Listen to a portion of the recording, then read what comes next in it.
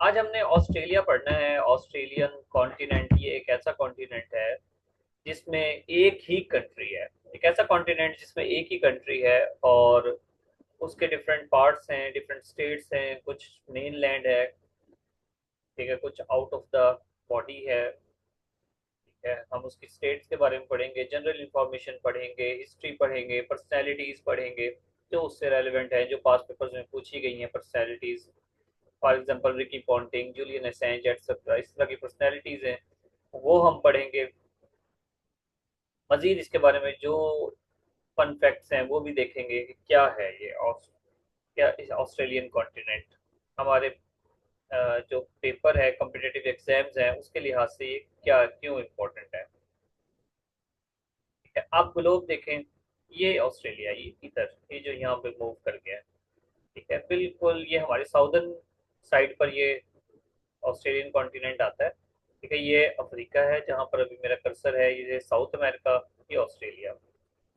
इसको हम दूसरे मैप पे भी देखते हैं, ये इसका फ्लैग है।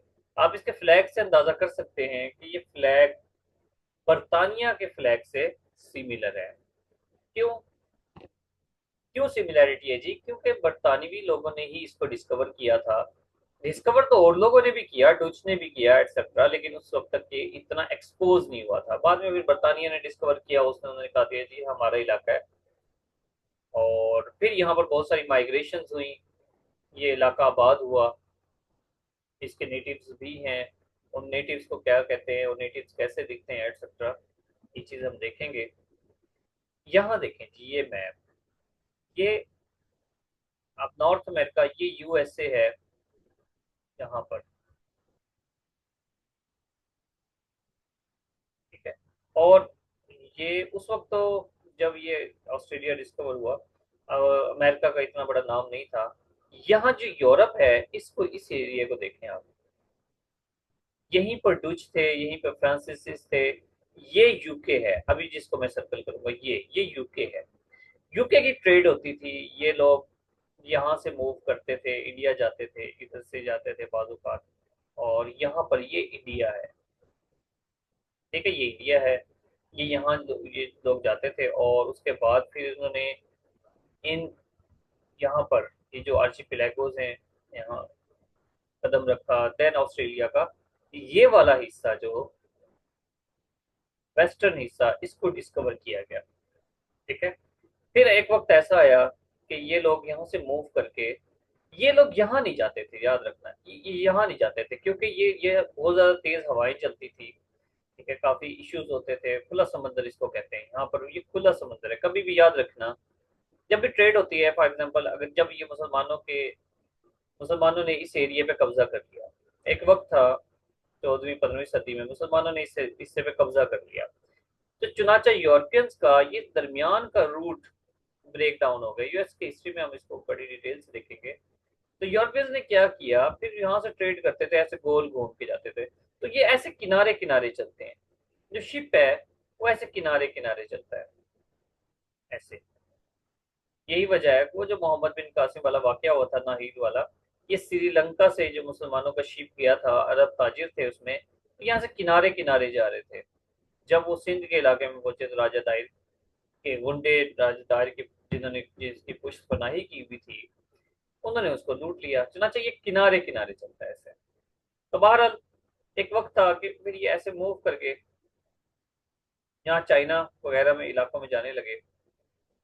देन इन्होंने यहाँ पर ऐसे गोल घूम के, ये एक छोटा सा एरिया है तस्मान, उसको डिस्कवर किया।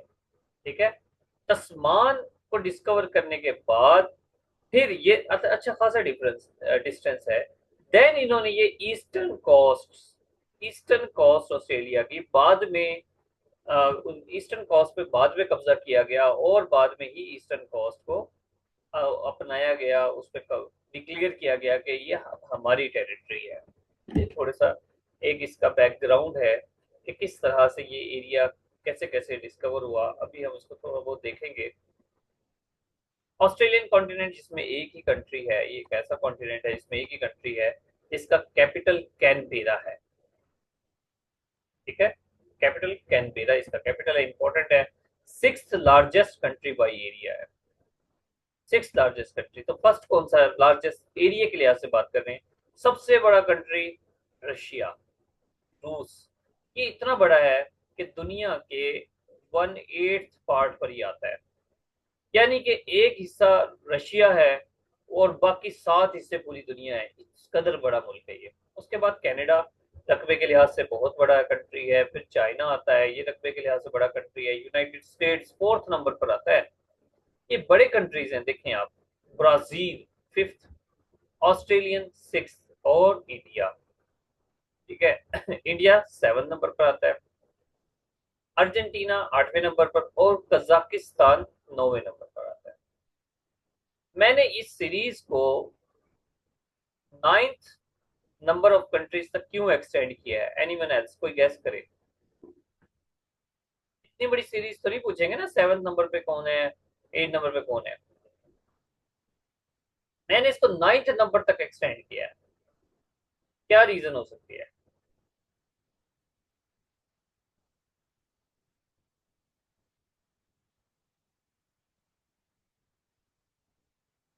Exactly, very good Shahzad. Kazakhstan Muslim country है। तो अगर आपसे कोई पूछे कि largest Muslim country by area कौन सा है, कजाकिस्तान है जी।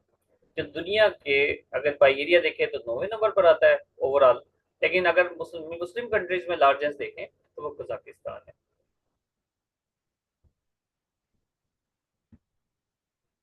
कुछ इंटरेस्टिंग फैक्ट्स हैं इसके क्या। ऑस्ट्रेलियन, इनको ओसी कहते हैं, ठीक है। ये नेटिव्स पीपल हैं, इनकी आदत देख लें। ये वो लोग हैं जो 60,000 साल पहले से यहाँ पर आबाद है। यकीनन उस वक्त ऐसा होगा कि यहाँ पर बर्फ जमी होगी मुख्तलिफ कंट्रीज कॉन्टिनेंट्स के दरमियान। मे बी ये अफ्रीकन ओरिजिन के होंगे ये ना। पूरी दुनिया की जो ओरिजिन है वो अफ्रीकन से ही है। अफ्रीकन से फिर ये यहाँ पर ट्रैवल किए और इनको ओसी कहते हैं। ये इनके नेटिव्स हैं, इनहेबिटेंट्स हैं, फर्स्ट इनहेबिटेंट्स उसको कहते हैं। आप इसका मैप देखें, बड़ा अजीबोगरीब सा मतलब इसमें नजर आ रहा है। यहाँ पर ये कैंगरू नजर आ रहे हैं आपको, यहाँ पर रेगिस्तान पहाड़ नजर आ रहे हैं, ठीक है। यहाँ पर एक फाइटिंग सीन नजर आ रहा है, ठीक है। इनका लिबास देखें। इसकी हिस्ट्री काफी पुरानी है, जिस तरह मैंने बताया आपको कि 60,000 कबल ये लोग यहाँ पर आबाद हुए थे। 60,000 पर उसके बाद 1606 में बेसिकली इसको जो है ना डिस्कवर किया गया, 1606 में।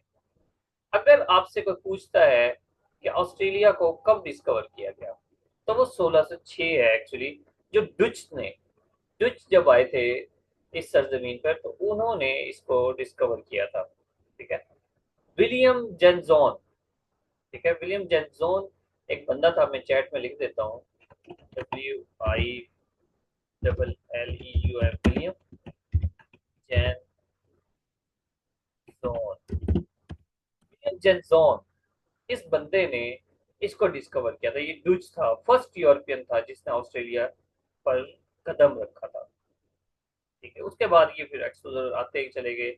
लेकिन ये आ कहाँ रहे थे, वेस्टर्न कोस्ट पे। वेस्टर्न, जब भी हम मैप ड्रा करते हैं ये चीज मुझे आपको कल ही बता देनी चाहिए थी वैसे।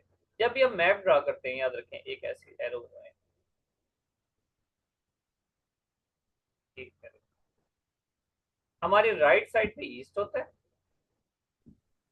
ये ईस्ट है। लेफ्ट पर वेस्ट है, ऊपर नॉर्थ है और नीचे साउथ है। तो ये ईस्टर्न पार्ट है, ठीक है। ये ईस्टर्न पार्ट है और ये साउदर्न पार्ट है। मैंने अभी पीछे इसको एक्सप्लेन किया कि साउदर्न पार्ट उस वक्त तक डिस्कवर हो गए थे और साउदर्न पार्ट पे इतनी आबादी भी नहीं है, ये सारा रेगिस्तानी इलाका है, ठीक है। इसलिए इसको कंसीडर ही नहीं किया जाता ज्यादातर। बहरहाल इन्होंने जब ये डिस्कवर किया तो याद रखें इन्होंने इसको कहा था न्यू हॉलैंड। हॉलैंड एक यूरोपियन कंट्री है, तो इन्होंने कहा था कि ये तो न्यू हॉलैंड है, मतलब हॉलैंड है, हॉलैंड क्योंकि वहीं के थे आसपास के। तो हॉलैंड न्यू हॉलैंड किया। जब ब्रिटिश ने बाद में इसको 1770 में कैप्टन जेम्स कुक, अभी आगे आएंगे, तो उन्होंने जब डिस्कवर किया 1770 में इसके ईस्टर्न पार्ट ये वाले, इसके ईस्टर्न की तरफ जब यहाँ पर उन्होंने कदम रखा तब उन्होंने इसको जो है ना ईस्टर्न कार्ड्स को कहा न्यू साउथ वेल्स है ये बेसिकली। उन्होंने क्या कहा था न्यू हॉलैंड है डच ने। और 1770 में जब कैप्टन जेम्स कुक आए, ये ब्रिटिश थे, कैप्टन जेम्स कुक ब्रिटिश थे। जब ये आते हैं तो इन्होंने क्या दिया New South Wales. South Wales basically बर्तानिया का हिस्सा है, एक अलग कंट्री भी है लेकिन यूके के साथ है, वो यूके ही का पार्ट समझ ले, एक सूबा समझ ले। तो उन्होंने फिर जो है ना इसको न्यू साउथ वेल्स का नाम दिया। एक सेकंड। हाँ जी बिल्कुल, ठीक कह रही है।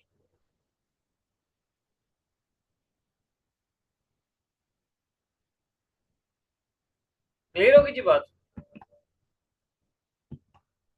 ये कैप्टन जेम्स कुक हैं।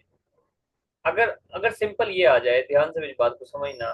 मैंने आपको भी क्या कहा कि वैसे तो 1606 में डच ने इसको एक्सप्लोर किया था, इसके वेस्टर्न पार्ट को। क्वेश्चन जो है वो यूं नहीं आता कि ईस्टर्न पार्ट को किसने डिस्कवर किया, क्वेश्चन ये आता है ऑस्ट्रेलिया को किसने डिस्कवर किया। तो जनरली जो कंसीडर किया जाता है कि एक्चुअली जो उस वक्त ये जेम्स कुक की डिस्कवरी थी, जो ऑस्ट्रेलिया को कंसीडर किया जाता है। अगर 1606 ऑप्शन ना हो, 1770 हो, दोनों डेट्स मैंने बता दी हैं, तो ये इसका कैप्टन जेम्स कुक का ही पूछ रहा होगा। बाजू का 1770 बताएगा तो कैप्टन जेम्स कुक, बाज को कहेगा कि ऑस्ट्रेलिया को कैप्टन जेम्स कुक ने कब डिस्कवर किया, 1770 को। देन आपका एक कनेक्ट हो जाएगा। क्लियर होगी बात।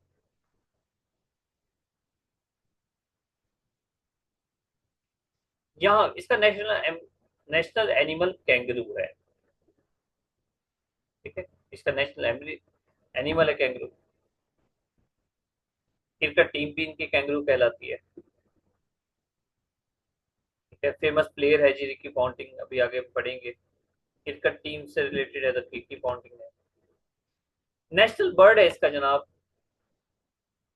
ईमू। इसका नेशनल बर्ड ईमू है, जो सेकंड लार्जेस्ट बर्ड है। फर्स्ट लार्जेस्ट बर्ड कौन सा है?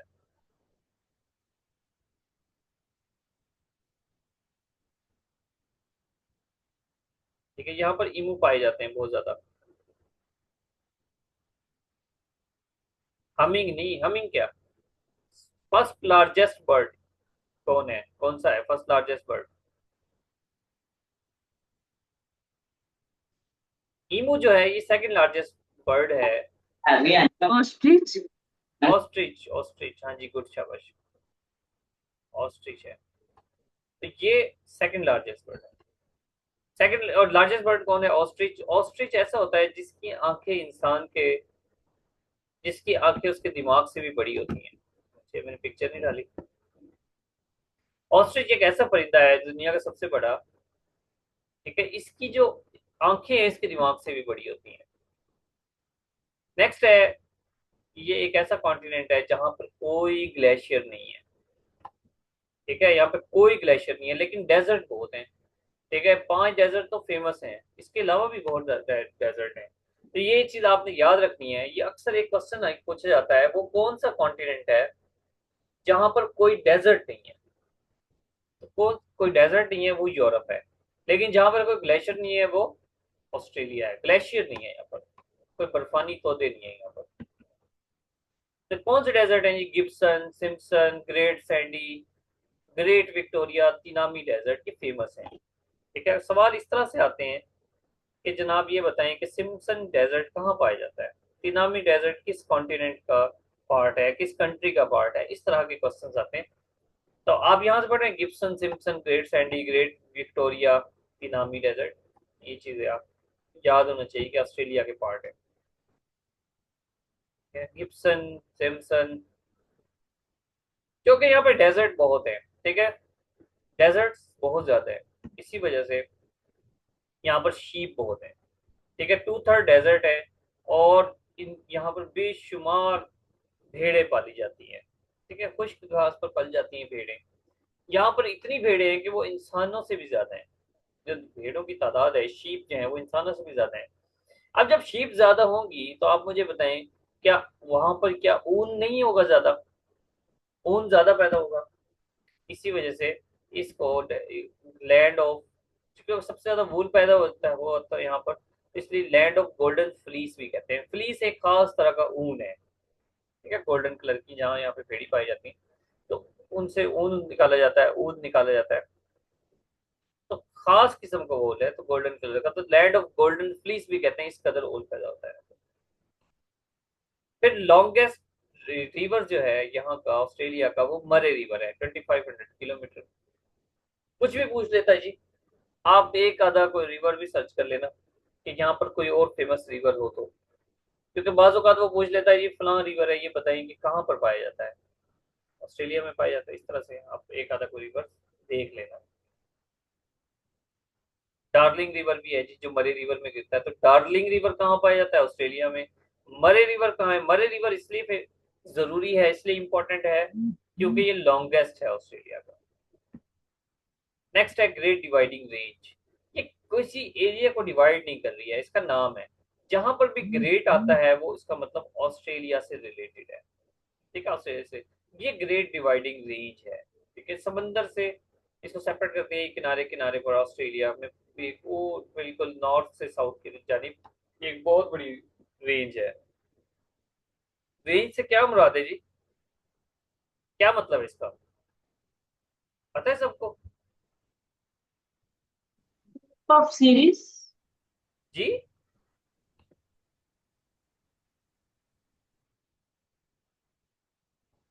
समझ नहीं आई।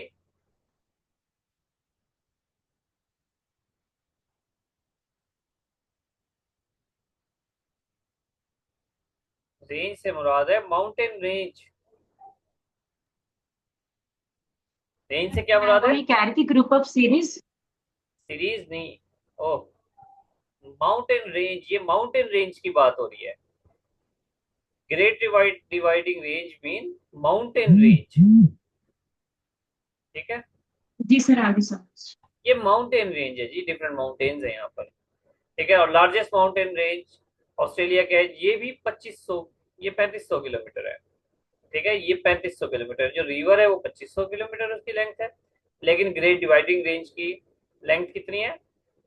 3500 किलोमीटर।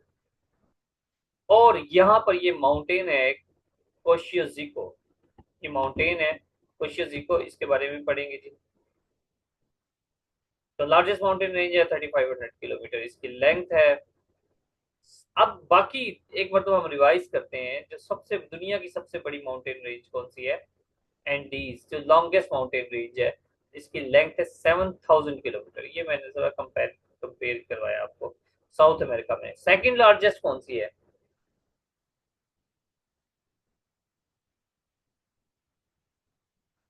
ये तो याद ही होगा, कल वाला लेक्चर था। गुड शाबाश। छोटी माउंटेन रेंज है। ठीक है, गुड शाबाश। 7000 किलोमीटर एंडीज है। और इसकी बिल्कुल हाफ देखें, ये हाफ है, ये हाफ है।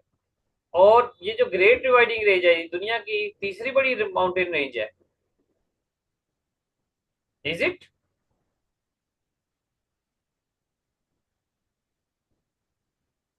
हाँ भाई।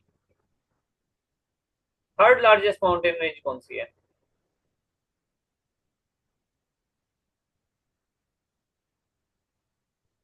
चले ठीक है जी। तो यहाँ पर माउंट कोशुजिको आता है, तो tallest mountain range, tallest mountain है ऑस्ट्रेलिया का, ठीक है। 2230 मीटर, 2230 मीटर इसकी हाइट है, ठीक है। 2230 कहते हैं मीटर इसकी हाइट है, कोशियोजिको। फिर ग्रेट ऑस्ट्रेलियन वाइट, वाइट की टर्म हमने समझ लिया है, ये लार्जेस्ट वाइट है in the world. Great Australian white यहाँ पर लार्जेस्ट वाइट है, इसको भी पहले हमने पढ़ा हुआ है। साउदर्न ऑस्ट्रेलिया में आती है ज्यादा, ये नहीं पूछेगा, बस ऑस्ट्रेलिया का पूछेगा। फिर सिडनी, यहाँ पर सिडनी एक सिटी है जो बहुत ही खूबसूरत है, दुनिया के खूबसूरत तरीन सिटीज में ये शामिल होता है सिडनी। तो सिडनी कहाँ का शहर है? ऑस्ट्रेलिया का शहर है,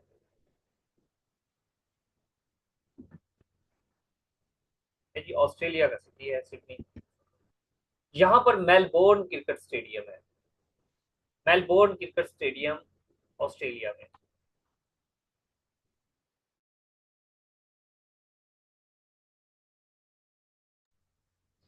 ये इसलिए इम्पोर्टेंट है, नंबर वन, कि दुनिया का सबसे बड़ा क्रिकेट स्टेडियम हुआ करता था। दुनिया का सबसे बड़ा क्रिकेट स्टेडियम होता था मेलबोर्न क्रिकेट स्टेडियम। लेकिन अब ये सेकंड लार्जेस्ट क्रिकेट स्टेडियम है। आप में से कोई बताएगा कि फर्स्ट लार्जेस्ट क्रिकेट स्टेडियम कौन सा है?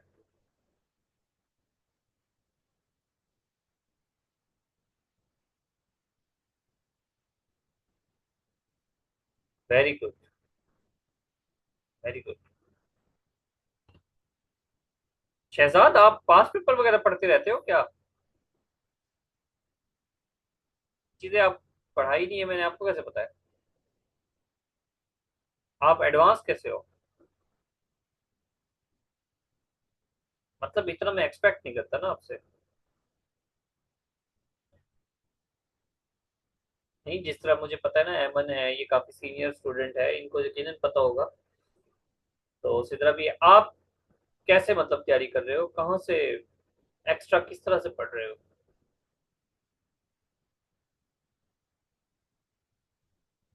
ताकि बाकी स्टूडेंट्स को भी पता लगे जो आप फर आंसर करते हैं। मैंने पढ़ा है? मैंने कब पढ़ा है?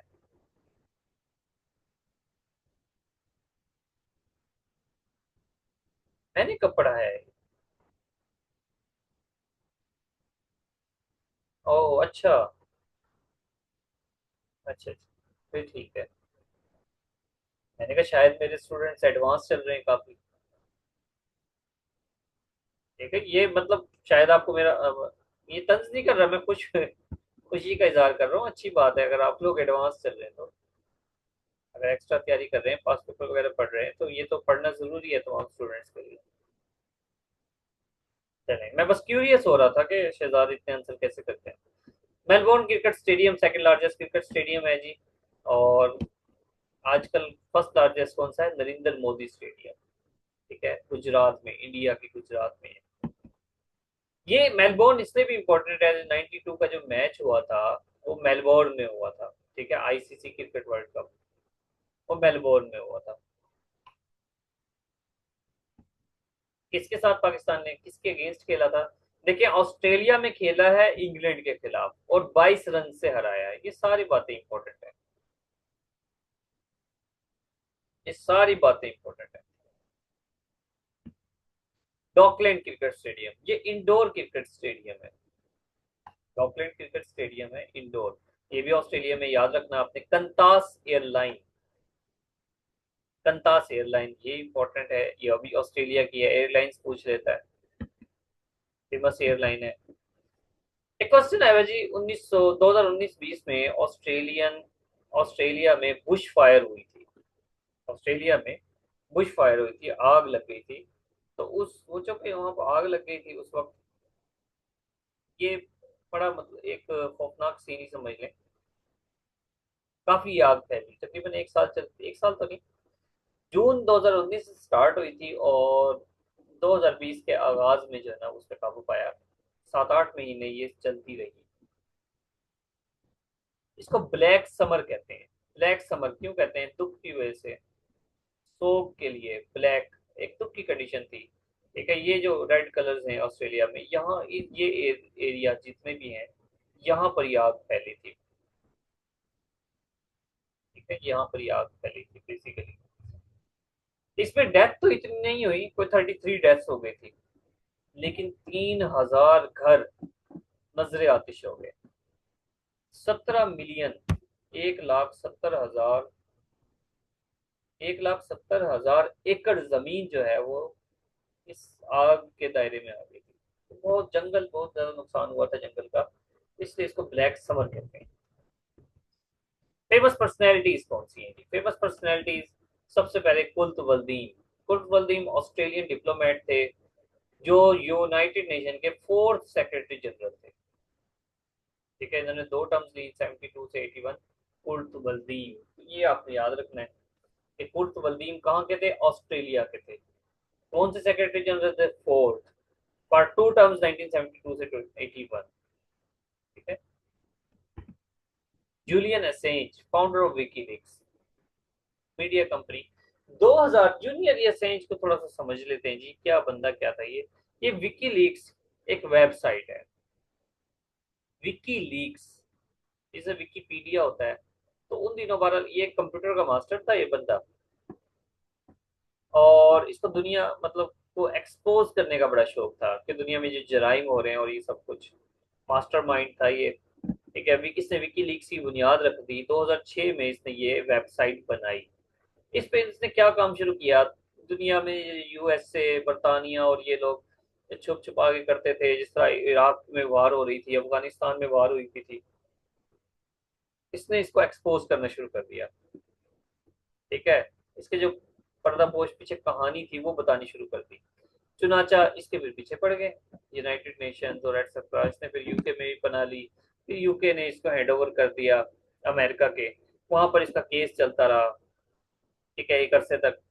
तो जून 2024 में इसने फिर एक्सेप्ट कर लिया था, अभी पिछले साल की ही बात है, इसने ये एक्सेप्ट कर लिया था कि अच्छा भाई मेरी गलती है, मुझे माफ करो। एक कई साल तक जो है ना वो फिर बेचारा धक्के खाता रहा, केसेस भुगतता रहा। चुनाचे इसकी फिर डील वगैरह हो गई और फिर यूनाइटेड स्टेट्स ने इसको माफ कर दिया। कहते भाई इतने साल जेल में वैसे रह गया, ये केस के दौरान भी जेल में ही था ना, चुनाचे उन्होंने फिर इसको रिहा कर दिया। ये था जी। है क्या ये बेसिकली, इसका मकसद क्या है, क्यों इसके बारे में क्वेश्चन आया है, क्योंकि ये फ्रीडम ऑफ स्पीच के अगेंस्ट था। फ्रीडम ऑफ स्पीच, ठीक है, पूरी दुनिया में ये राइट है कि हर इंसान अपने डिस्क्राइब कर सकता है, उसकी थॉट को कुछ एक्सप्लोर करने कर सकता है, लेकिन इस पे पाबंदी लगाई थी। ये बात थी सारी जूलियन असेंज की। रिकी पॉन्टिंग ये क्रिकेट प्लेयर है जी, रिकी पॉन्टिंग, याद रखना ऑस्ट्रेलिया का है। हाँ भाई, चलें इसका ये बताएं जी, कैपिटल ऑफ ऑस्ट्रेलिया, जल्दी जल्दी बताना, शाबाश। ऑस्ट्रेलिया का कैपिटल,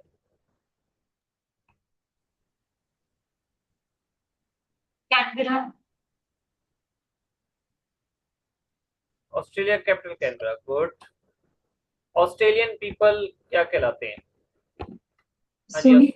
हाँ जी, ऑस्ट्रेलियन देखो ये सिद्रा नवाज फॉरवर्ड है। ऑस्ट्रेलियन पीपल सुनी। क्या कर,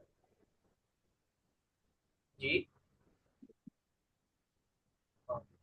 नेक्स्ट है, Australia was discovered in dash, किस सन में डिस्कवर हुआ, किसने किया इसको? 1606 में हुआ था। विलियम जैनसोस ने किया। जैनसो हाँ जी, जैन्स जो ने किया था। ठीक है, गुड, शाबाश।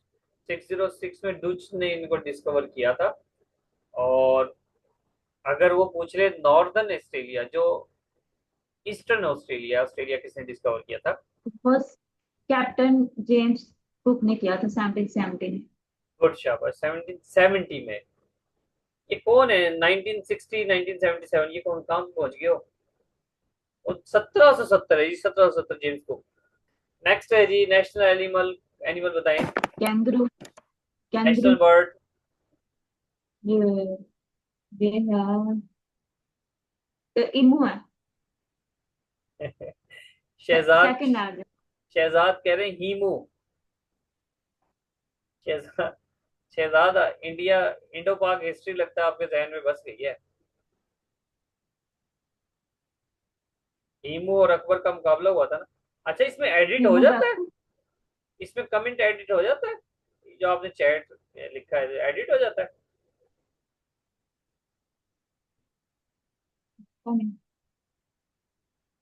अच्छा, एडिट हो जाता है।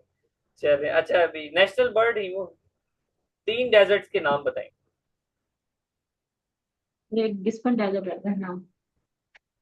ठीक है, गिस्पन गिब्सन के नाम सिम्पसन में। के नाम। गिब्सन। ठीक है, वेरी गुड। नेक्स्ट है जी, इसको क्या कहते हैं, land of thousand elephant? Land of thousand elephants भी कहते हैं। And टूलिप, लैंड कौन सी लैंड है जी, लैंड ऑफ, सर आपने हॉलैंड भी बताया। Land of golden fleece, land of golden fleece.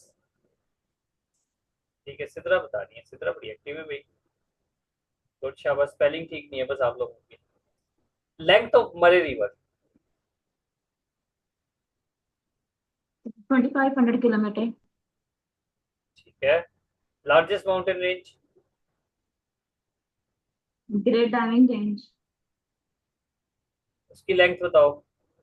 3500 kilometre. Good. Largest cricket stadium.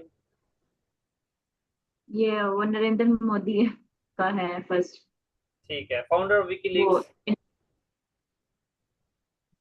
WikiLeaks, उसका नाम है जूलियन असेंज।